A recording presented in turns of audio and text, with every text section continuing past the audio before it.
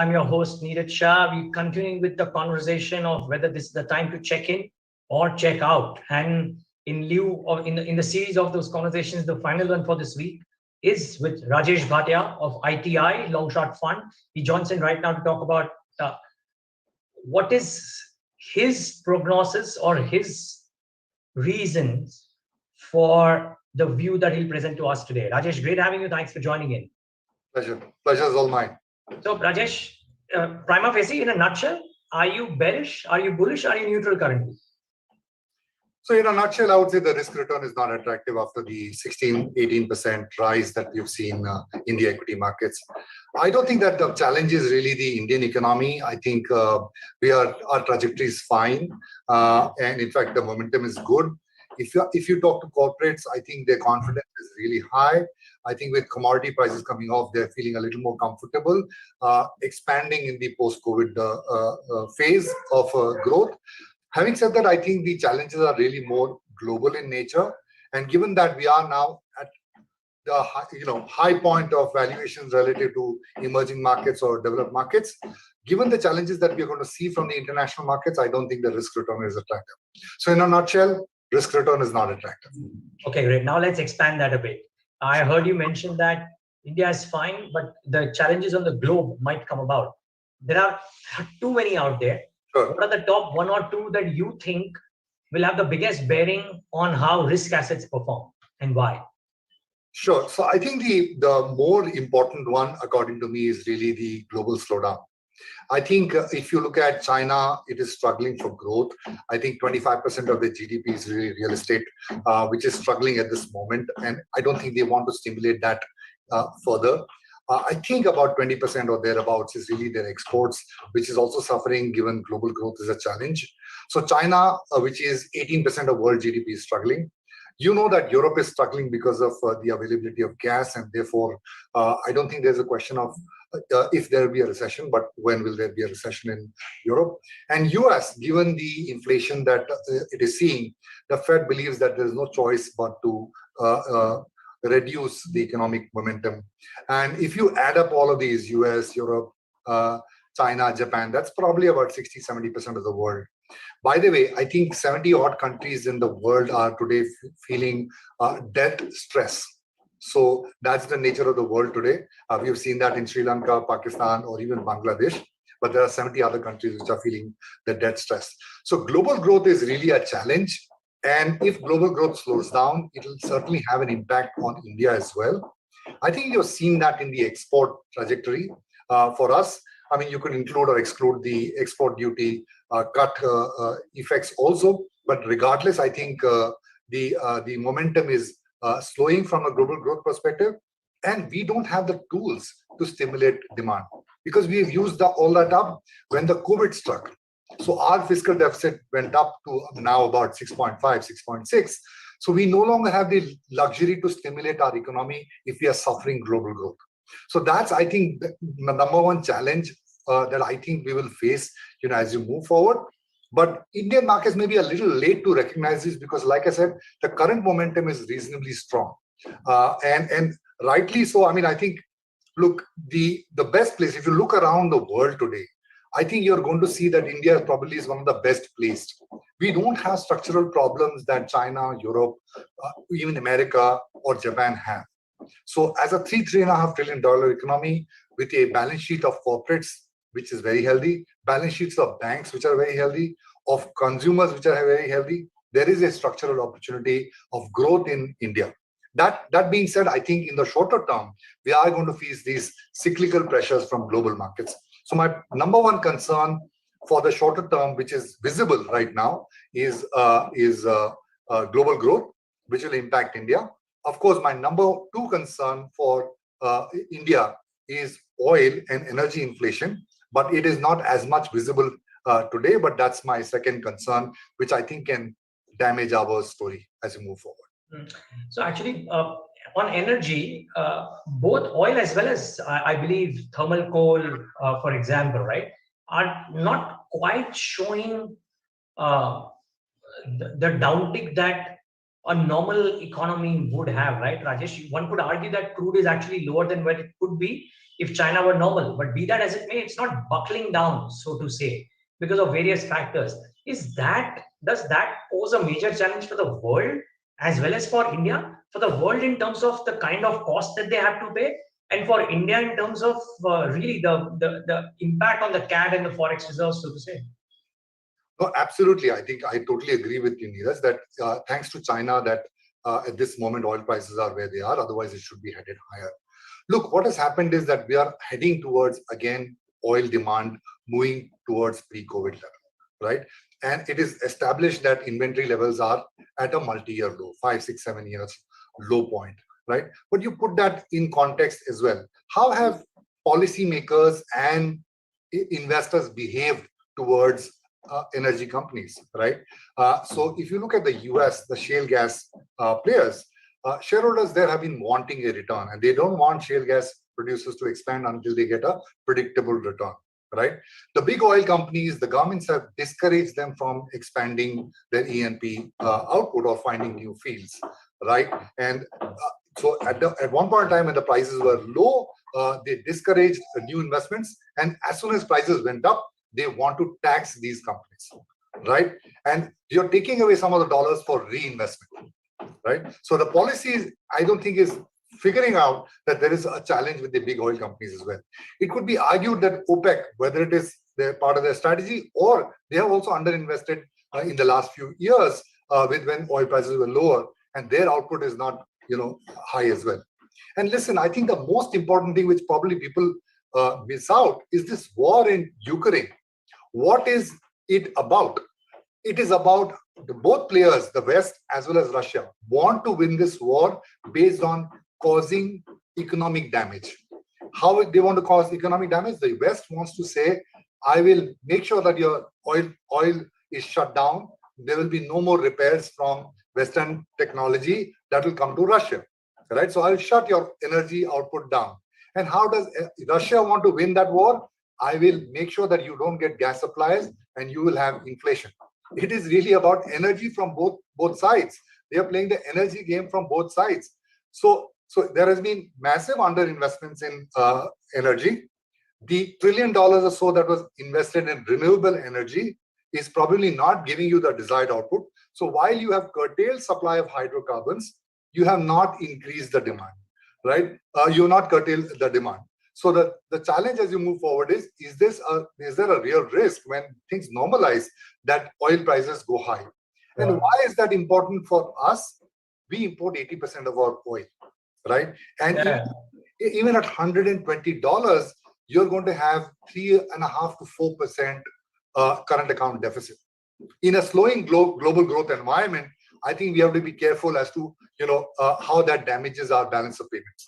So my sense is that energy inflation is certainly something that is a little structural that I worry about, that can really damage the India story. And I think there are themes as I pointed out. Sure. So how do you put this into action, Rajesh? Because you were talking about how Indian corporates are doing okay. Markets will typically be a function of what the earnings is, which may not look all that bad, at least for the near term. But there are these pressures as well. So is it that you stay neutral, sit on the sidelines? Is it that you sit on a bit of cash right now, preempting a fall? Or are you playing the tide right now and not taking a call? You will take a cash call when the tide reverses. What is it that you're doing? So as a long short fund, I think we can be a little more tactical, right? So we can be a little more tactical. We can be aware of where the mind of the market is at the moment, and we can, position up portfolio accordingly. Having said that, it's not likely that today I believe that this is going to be a start of a bull run. So my positions will be a little more guarded, and I'm a lot more focused on the domestic themes, so that I don't face the brunt of the slowdown that you're going to see in the globe. So my focus is really domestics, keep exposure moderate, but play the tactical game until some of these things come to fruition. Listen, the way markets work is when they move up, they move in a ladder type form. But when they move down and they realize, oh my God, this is a big risk, they take the elevator, right? So at this moment, it is still a ladder phase. There will be a catalyst that will come, which will change the mind of the market, and it will become an elevator. We have to just be cautious of when that time comes. What goods will be a part, will be going down in the elevator? Rajesh, I'm tempted to ask. Okay, let me rephrase that question. We'll come to that in a moment. Just wondering first. Sure. There are companies where, for example, like Certa IT, wherein the global macro worries that you're talking about ideally should impact. But management after management is saying that this time around the recession playbook may be different because all their customers are saying that they're in the middle of the digitalization journey and they can't switch the tap off. So as much as the markets may want to believe that we will be a mirror image of what's happened probably in the past, companies are saying that this time around things may not be the same. Have you thought through this, and what is your belief on this? So, we are equally bullish on the multi-year theme of IT. Okay. Having said that, I think there is some dark clouds emerging, or I would say lack of clarity emerging, both on the demand side. I think there is some slowdown that is happening from software companies in the US as well. Some of the clients are also talking about reducing spends, etc. So while that may not be as much of a challenge if it is a soft landing, but today I think it is unclear whether there is going to be a soft landing or a hard landing of the US. So there is some confusion there, and which we can't today clearly identify as to where that is going. Second is this the main cost structure of IT companies, which is relating to manpower costs. I would have believed just 15 or 20 days ago that would have peaked, attrition is peaking, and costs are going to come down.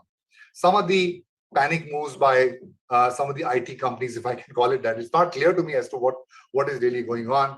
Although I am told that some of that attrition is coming off and the lateral hires are reducing and all of that. I am not able to figure out where are we in the demand supply cycle of manpower, right? So there was a phase in COVID where they underinvested in manpower in taking more recruitments. Then demand kind of skyrocketed, and then therefore the demand for manpower also skyrocketed to another level. I don't know whether all of that is done or there is some more quarters to go. So there is some uncertainty as far as that is concerned as well. So for me, I would wait for the results. I would want a greater clarity when the results come. That's after that, I will take a call as to where we are going to move from there. Tactically, therefore, we are at a lower position as far as IT is concerned. Okay, so because I'm not clear, I don't really know.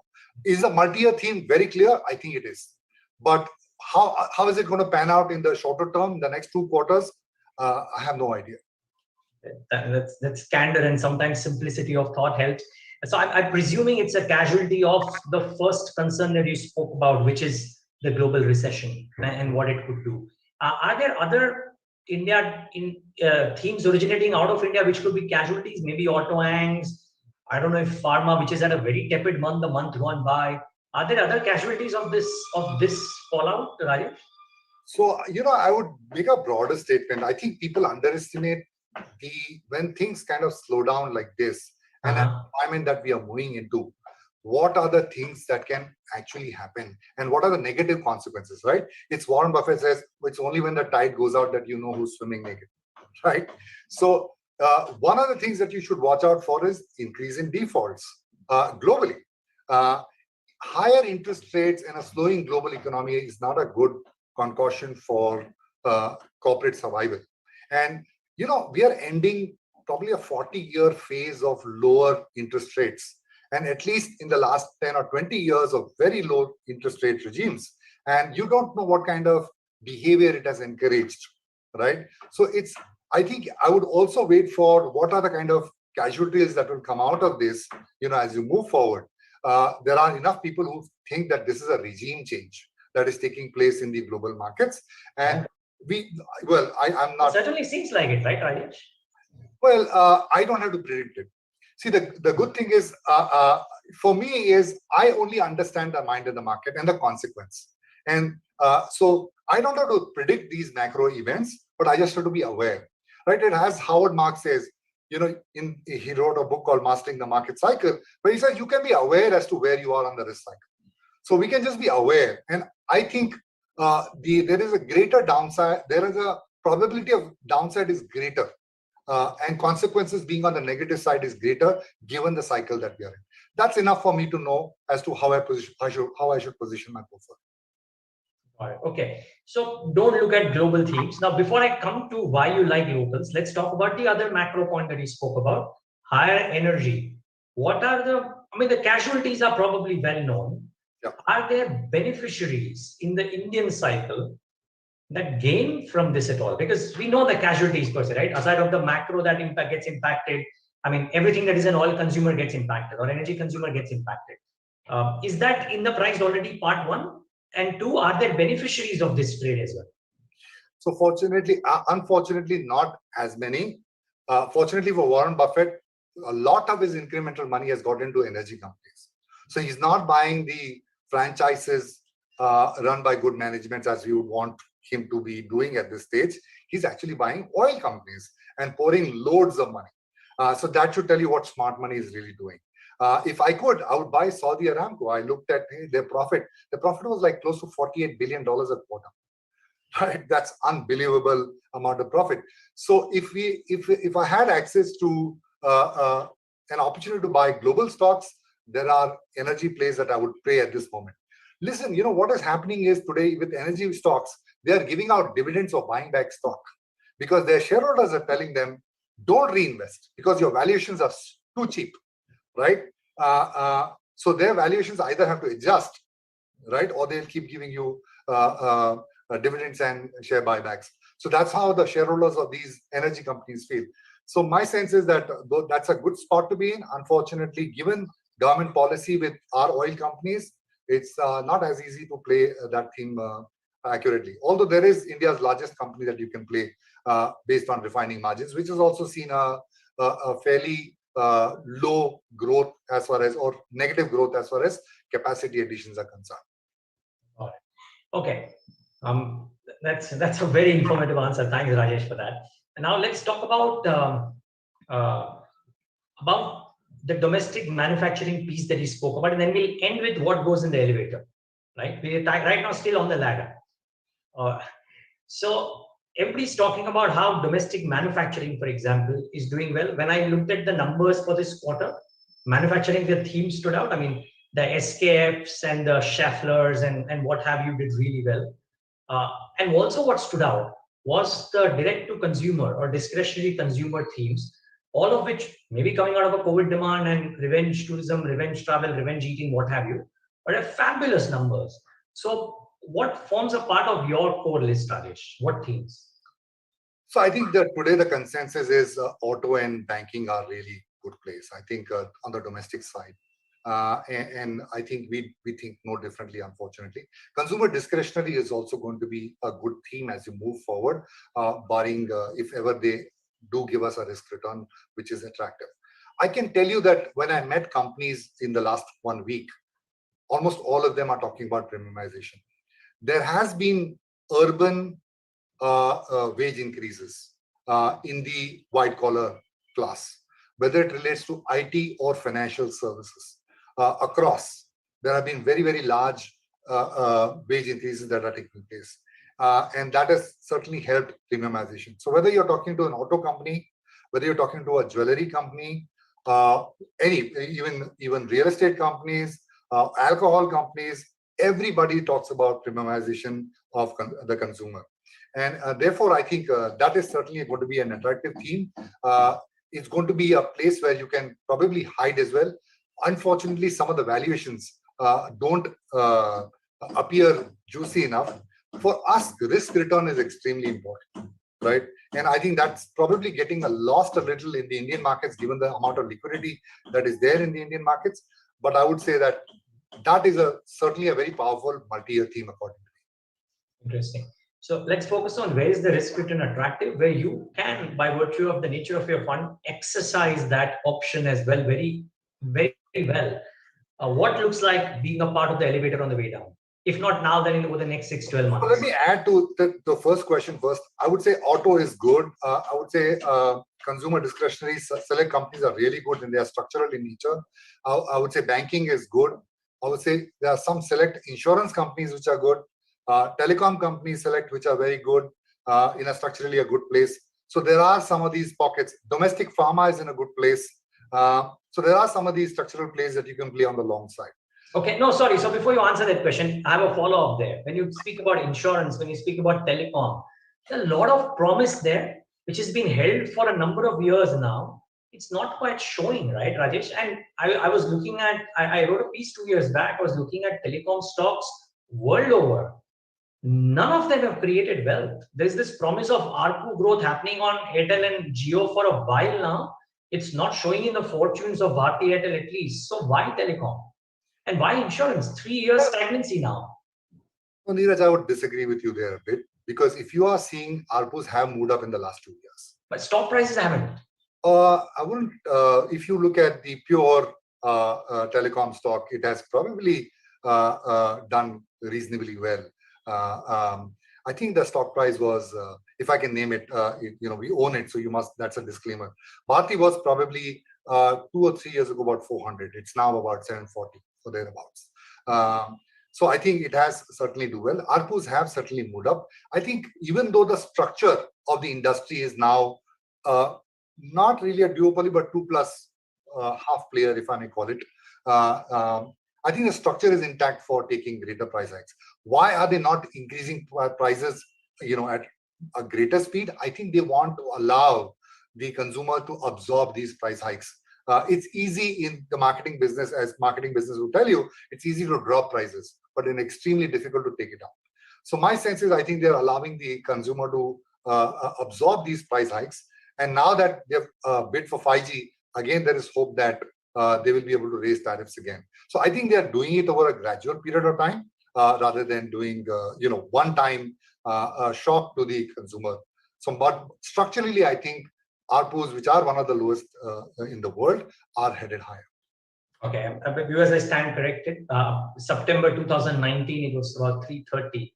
It's at 750. So yes, it's been a deceptively silent doubler over 3 years, which is actually pretty great returns. Okay, Rajesh, so I stand corrected. Thanks for correcting me. Now let's talk about, therefore, what do you reckon will not do well over the course of the next 6, 9, 12 months? So I don't know what will not do well, but let us say I would be very careful with commodity companies in general, given global slowdown. It is, one can argue that if energy inflation is there, which is a key input for commodities, that therefore there are shutdowns taking place of, let us say, aluminium, and those kind of commodities can do well. But it's difficult to figure out whether demand destruction will be greater than the supply destruction, etc. At least it's not in my forte or something to kind of assess that. I would say that companies which lack pricing power, let us say asset management companies, I think which are continuously losing market share, I think those are vulnerable. I think there are certain companies which are impacted by inflation, particularly the alcohol companies. You can see that their volume growth has been extremely anemic for the last 2 or 3 years. Their raw material to some extent is also linked to crude, ENA, etc., and other commodities, and they are telling you that the next 3 quarters also look pretty strong as far as their raw materials are concerned, and they're not getting the price hikes that they want from the governments. So there are some of these pockets that you can look at, which are stock specific. There are businesses where narratives have changed. I think the diagnostic business is one of them. I think wherever there is energy inflation and rising competition, let us say like cement, those are again, I think, going to be challenging from time to time. So what we would do at what time, I think, will depend on where we are and where the valuations are. But there are some fragilities in these themes that I can identify, which we will play when the time is right. Got it. Great. Rajesh, this was lovely talking to you. Thank you so much for taking the time out and giving us a sense of the macro setup under which you think India would operate in the world, and then the things that you are looking out for. Lovely having a lowdown on that. Thank you. Thanks, Niraj. It was our pleasure. And viewers, thanks for tuning into this edition of The Talking Point.